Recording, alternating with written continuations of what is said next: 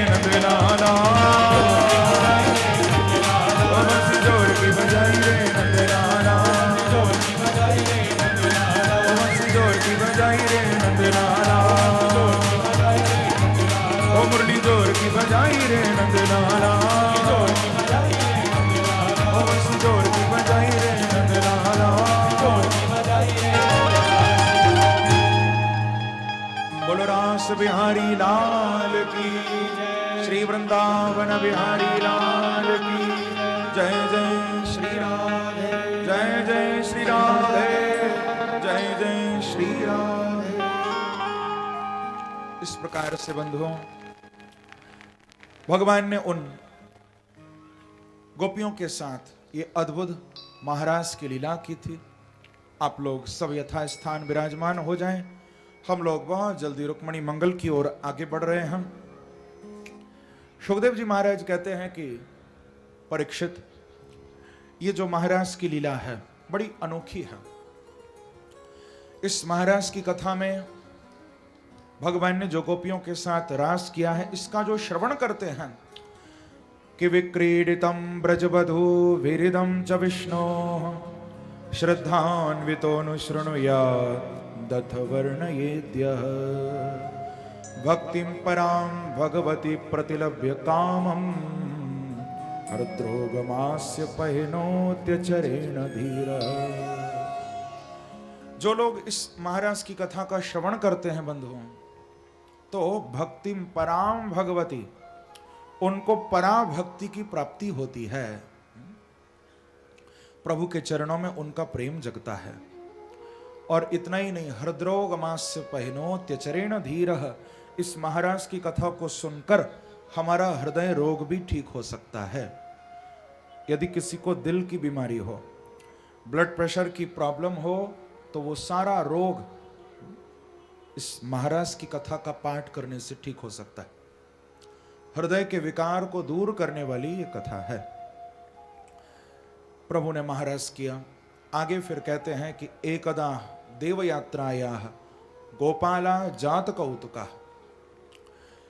एक बार बड़ा सुंदर महाशिवरात्रि का पर्व पड़ा था, और जिस शिवरात्रि के पर्व पर भगवान सब ब्रजवासियों को साथ लेकर अंबिका वन में भगवान शिव की पूजा करने के लिए आए थे। भगवान शिव की जब पूजा करी थी, रात्रि में सब उसी वन में सो गए थे। तो रात में एक अजगर सर्प वहां पर आया और उसने नंद बाबा को ग्रस लिया। तो नंद बाबा ने भगवान से प्रार्थना की, प्रपन्नम परिमोचय। भगवान कृष्ण तुरंत उठ के आए। प्रभु ने उस अजगर के फंदे से नंद बाबा को छुड़ाया, मुक्त किया। और उस अजगर का भगवान ने उस सर्प का जैसे ही स्पर्श किया, उसने सर्प की योनि ही छोड़ दी है। उसने बड़ा दिव्य रूप धारण कर लिया। भगवान ने पूछा कि तू कौन है? तो उसने अपना परिचय दिया है कि अहम विद्याधर कश्चित सुदर्शन इति श्रुतः श्रिया स्वरूप संपत्त्या विमाने नाचरम दिशः। प्रभु को कहा कि भगवान मैं सुदर्शन नाम का विद्याधर हूं, मैंने एक बार एक संत का अपमान किया था, उसी कारण से मैं सर्प की योनि में पड़ा हुआ था। प्रभु आपने बड़ी कृपा की जो मेरा उद्धार किया।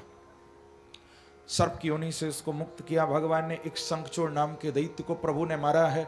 और यहीं बीच में गोपियों ने अपना चौथा गीत भी गाया है, जिसको कहते हैं युगल गीत, कि वाम बाहु कृत वाम कपोलो वल्गित भ्रुर धरार्पित वेणु। इस युगल गीत में वेणु की महिमा भी है और युगल रूप से कृष्ण और बलराम दोनों का ध्यान गोपियों ने किया है। युगल गीत का गायन करके प्रभु का स्मरण हुआ। भगवान ने ब्रज में अरिष्टासुर नाम के दैत्य को मारा है और फिर एक केशी नाम के दानव को भी मारा है। अब ब्रज में असुर लीला का जो कार्य था वो समाप्त हो चुका है। ब्रज में भगवान ने अंत में बस केशी नाम के दैत्य को, जो घोड़े के रूप में आया था, इसको प्रभु ने मारा। इसके बाद किसी असुर को नहीं मारा ब्रज में। अब भगवान मथुरा जाने की तैयारी कर रहे हैं। ब्रज में प्रभु 11 वर्ष 4.5 महीने रहे हैं। इस समय कृष्ण की आयु 11 वर्ष 4.5 महीने की है। और अब प्रभु अपनी ही प्रेरणा से नारद जी को कंस के पास भेजते हैं। कंस को एक खबर मिलती है कि ये जो नंद के पुत्र कृष्ण हैं, यही देवकी के 8वें पुत्र हैं। ये बात जब मालूम चली, कंस को बड़ा क्रोध आया। अक्रूर जी को भगवान को लेने के लिए कंस ने भेजा है। अक्रूर जी यहां व्रज से प्रभु को विदा करा के नंद बाबा के साथ लेकर गए हैं। बड़ा सुंदर ये प्रसंग भागवत में विस्तार से वर्णित है। जब प्रभु मथुरा गए थे बंधुओं, तो मथुरापुरी का दर्शन करते हुए प्रभु ने कुछ भक्तों का उद्धार किया है। एक सुदामा नाम के माली पर भगवान ने कृपा की थी मथुरा में। एक दर्जी पर भगवान की कृपा हुई थी। एक रजक जो कंस का धोबी था, उसका भगवान ने मथुरा में उद्धार किया था। और सुखदेव जी कहते हैं कि अथ व्रजन राजपथे न माधव स्त्रियं गृहीतांग विलेप भाजनम विलोक्य कुब्जां युवतीं वराननां प्रपच्चयांतीं प्रहसन रसप्रद। मथुरा में प्रभु ने एक कुब्जा पर भी कृपा की। भगवान मथुरा की गली से निकल रहे थे, ग्वाल बाल भी साथ में थे, बलराम जी भी थे। तो प्रभु ने क्या देखा, एक कंस की दासी सेविका जिसका नाम है कुब्जा। ये सुबह से शाम तक चंदन घिसती थी। शाम को वो चंदन ये कंस को लगाने जाया करती थी। प्रेम से कहो श्री राधे। कंस की दासी कुब्जा बड़ी सुंदर थी, लेकिन एक कमी थी, इसका अंग 3 जगह से टेढ़ा था, टेढ़ी थी, पीठ झुकी हुई थी, पीठ में कुब्बड़ निकल रहा था। भगवान ने जब कुब्जा को देखा, भगवान को बड़ी हंसी आई। भगवान बोले कि आज तो कमाल हो गया, आज दोनों टेढ़े टेढ़े मिल गए, कुब्जा भी टेढ़ी और मैं भी बांके बिहारी। प्रेम से कहो श्री राधे। ये भी टेढ़ी, मैं भी टेढ़ा। लेकिन प्रभु ने कुब्जा पर कृपा की है। पहले तो भगवान ने कुब्जा के द्वारा उस सुंदर चंदन को स्वीकार किया। कुब्जा ने भगवान के मस्तक पर चंदन लगाया और कहा कि प्रभु आज मैं भी धन धन्य हो गई हूं। अब तक इन हाथों से उस दुष्ट कंस को मैं चंदन लगाती थी, आज मैं आपको चंदन लगा रही हूं। कुब्जा ने भगवान को चंदन दिया। देखो मेरे प्रभु को इन 2 से बहुत प्यार है। भगवान को ये 2 रोज दिया करो, पहला चंदन और दूसरा वंदन। प्रेम से कहो श्री राधे। और कुछ न कर सको तो ये 2 काम तो रोज करो, चंदन और वंदन। भगवान को रोज चंदन जरूर चढ़ाओ, भगवान को बड़ा प्रिय है। और वंदन प्रणाम भी भगवान को रोज करो। कुब्जा ने भी दोनों दिए, भगवान को प्रणाम भी किया, चंदन भी दिया। भगवान बोले अब मैं इसको क्या दूं? समझ गए प्रभु क्या देना है। कुब्जा को तुरंत अपने पास बुलाया। एक पैर कुब्जा के पैर पर रखा, एक हाथ कमर से लगाया, 2 उंगली थोड़ी से लगाई कुब्जा के, और भगवान ने एक झटका दिया और झट इस टेढ़ी कुब्जा को भगवान ने सीधा कर दिया। क्योंकि भगवान कहते हैं कि मैं चाहे कितना भी टेढ़ा हूं, पर मेरी शरण में यदि कोई टेढ़ा आता है तो मैं उसे जरूर सीधा कर देता हूं। भगवान के सामने किसी का टेढ़ापन नहीं चलेगा, सबको सीधा कर देते हैं प्रभु। बड़े बड़ों को सीधा कर दिया। कुब्जा को रति सुख का वरदान देकर भगवान आगे बढ़े हैं।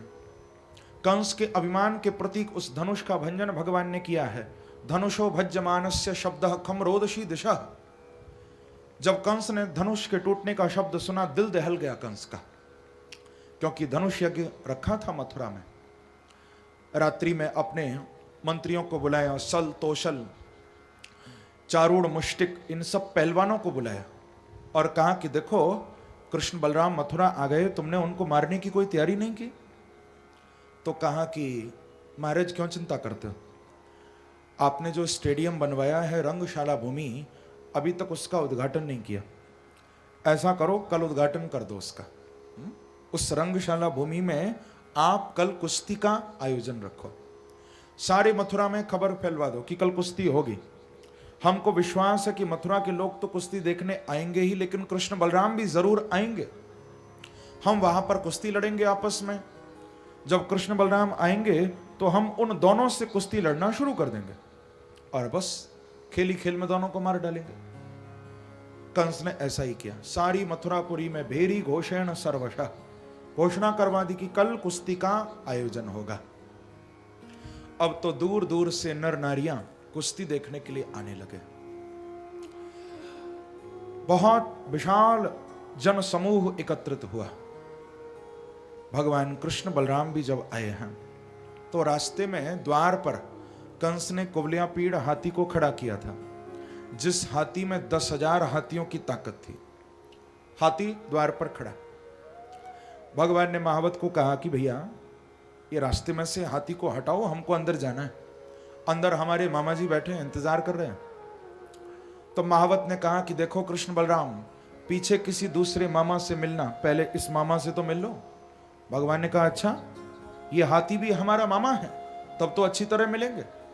ऐसा कहकर भगवान उछले और उछलकर एक घूंसा, एक मुष्टिक हाथी के मस्तक पर मारा।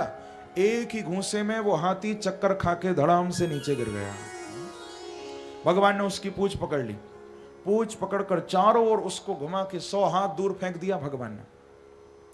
जिस हाथी में 10,000 हाथियों की ताकत थी, खेली खेल में मार डाला। उस हाथी के दांत निकाल लिए। एक दांत भगवान कृष्ण ने अपने कंधे पर रख लिया, दूसरा बलराम जी ने रख लिया, और दोनों ही भाई उस रंगशाला भूमि में प्रवेश कर रहे हैं।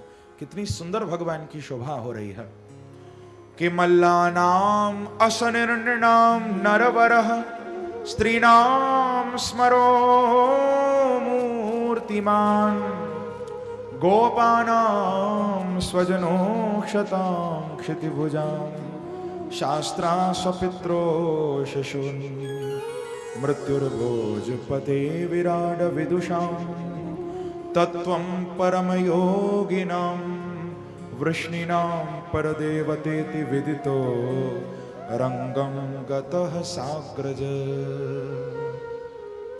अपने अग्रज श्री बलराम जी के साथ भगवान की बड़ी शोभा हो रही है बंधुओं। सुखदेव जी कह रहे हैं कि परीक्षित देखो तो सही, कैसी अद्भुत शोभा है। मल्लानाम असनिर्णाम नरवरः, जितने भी पहलवान वहां कुश्ती लड़ रहे थे, उन सब पहलवानों को भगवान भी पहलवान दिखाई दे रहे हैं। चारूढ़ मुष्टिक सल तोशल को लगने लगा कि शायद कोई बहुत बड़े पहलवान आए हैं। स्त्रीणाम स्मरो मूर्तिमान, वहां पर जितनी भी स्त्रियां मथुरा की बैठी थी, उन सबको कामदेव के रूप में भगवान का दर्शन हो रहा है। इतने सुंदर प्रभु लग रहे हैं। वहां पर जितने भी योगी बैठे थे, उन सब योगियों को तत्वम परम योगी नाम, परम तत्व के रूप में भगवान दिखाई दे रहे हैं। और तो और अपने छोटे छोटे ग्वाल बालों को, नंद बाबा को भगवान एक छोटे से बालक के रूप में नजर आ रहे हैं। लेकिन बंधुओं, जब कंस ने भगवान को देखा तो मृत्युर्भोजपते विराट विदुषाम, कंस को तो साक्षात काल के रूप में भगवान नजर आ रहे हैं कि मेरा काल आ चुका है। तभी तो कहा कि जाकी रही भावना जैसी, प्रभु मूर्ति देखी तिन तैसी। जिसकी जैसी भावना उसको वैसा ही दर्शन हो रहा। भगवान अंदर गए, चारूढ़ और मुष्टिक दोनों ने भगवान को कुश्ती लड़ने के लिए बुलाया। आओ कृष्ण बलराम, बैठकर कुश्ती देखो मत, ताकत हो तो हमसे आकर कुश्ती लड़ो। बार बार भगवान को पुकारने लगे। न बालो न किशोरस्तुम बलश्च बलिनाम बरह। आओ कृष्ण बलराम, तुम बालक नहीं हो, तुम बड़े ताकतवर हो, हमसे कुश्ती लड़ो, हमसे कुश्ती लड़ो। बार बार कहने लगे। कंस भी ऊपर बैठा है मंच पर। कंस का जो मंच था 60 फुट ऊंचा था। प्रेम से कहो श्री राधे। विशाल मंच पर बैठा है और ऊपर चढ़ने के लिए कोई सीढ़ियां भी नहीं थी। बड़ा सुरक्षित मंच बनवाया कि कोई ऊपर ना आ सके। ऊंचा मंच बैठकर कंस कुश्ती देख रहा था। चारूढ़ और मुष्टिक जब भगवान को ललकारने लगे, भगवान कृष्ण और बलराम दोनों ही कुश्ती लड़ने के लिए रंगशाला भूमि में अंदर कूद पड़े। अब तो महाराज कुश्ती शुरू हो गई है। चारूढ़ के साथ भगवान कृष्ण का युद्ध हो रहा है, मुष्टिक के साथ बलराम जी का युद्ध हो रहा है। पंजे से पंजे प्रभु कस के मिला रहे। बार बार कुश्ती लड़ते हैं, कभी नीचे गिराते हैं, कभी फिर उठाते हैं चारूढ़ को। जब बहुत देर हो गई, सारे मथुरा के लोग शांत होकर देख रहे हैं कि न जाने कौन जीतेगा। लेकिन देखते ही देखते भगवान ने चारूढ़ को दोनों हाथों पर उठा लिया और उठाकर चक्कर फिरा के धड़ाम से नीचे पटक दिया। अब तो चारूढ़ की मृत्यु हो गई। जितने भी पहलवान थे सब दूर से दौड़े दौड़े भागने लगे, आने लगे भगवान से लड़ने के लिए।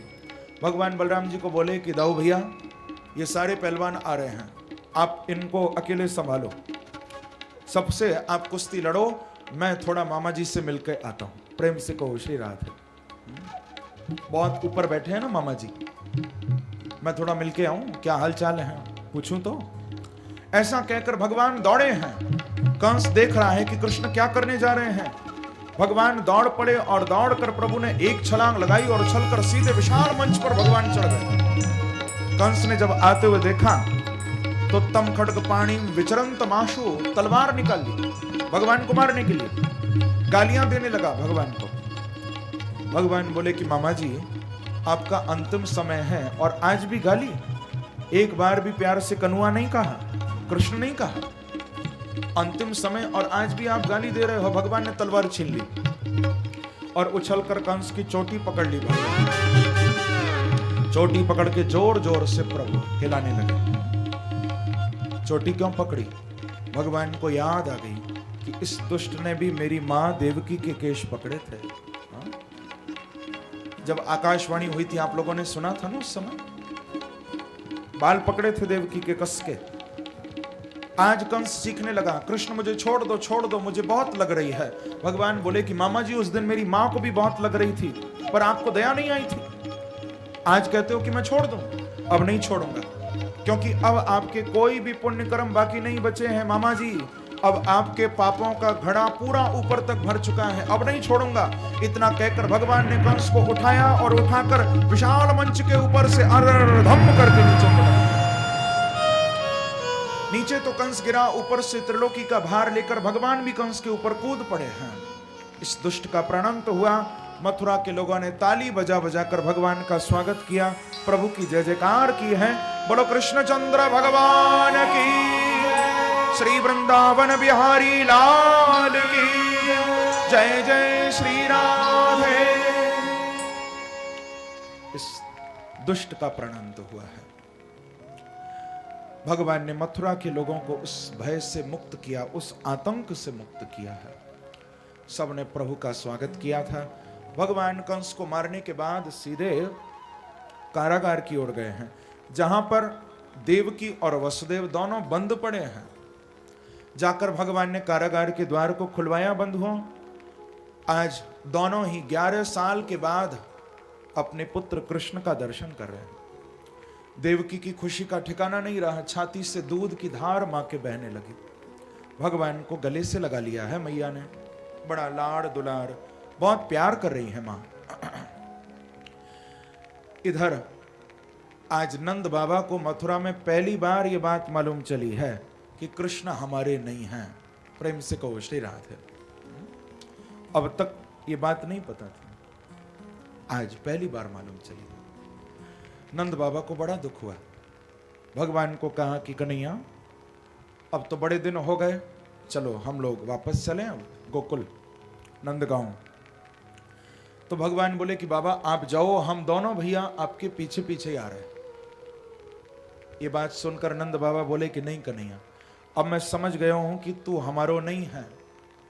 मुझे मालूम चल गया है कि तू तो देवकी और वसुदेव को है लाला।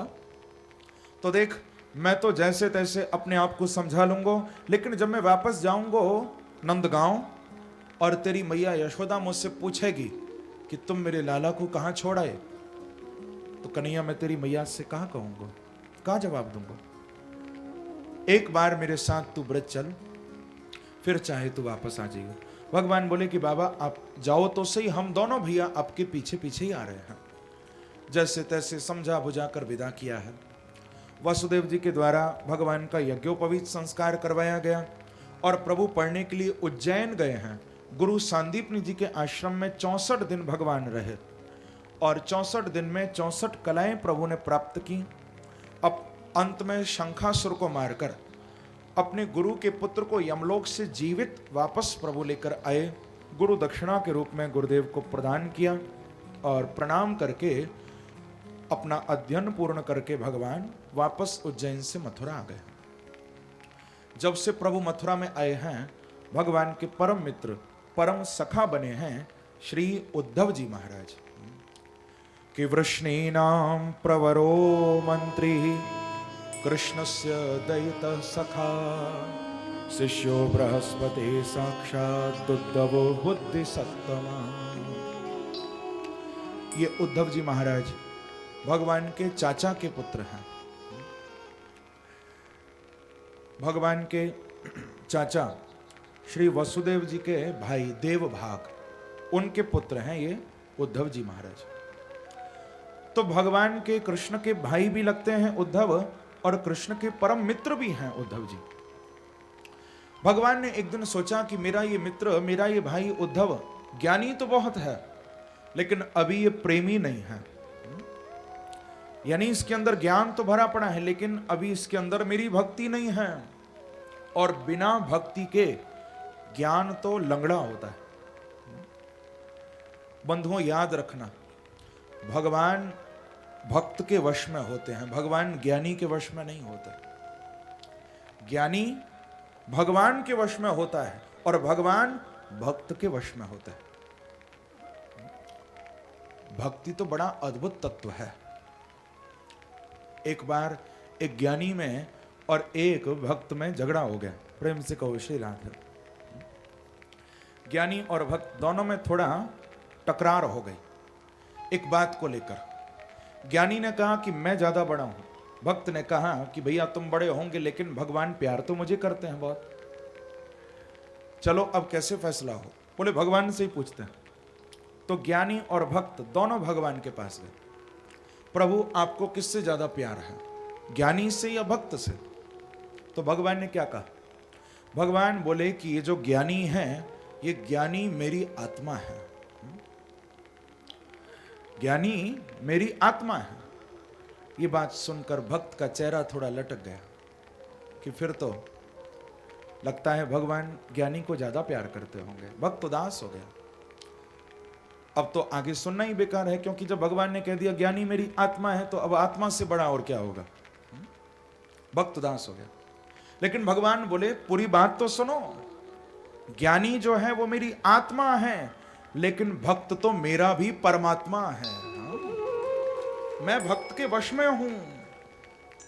ज्ञानी मेरी आत्मा है, लेकिन भक्त मेरा भी परमात्मा है।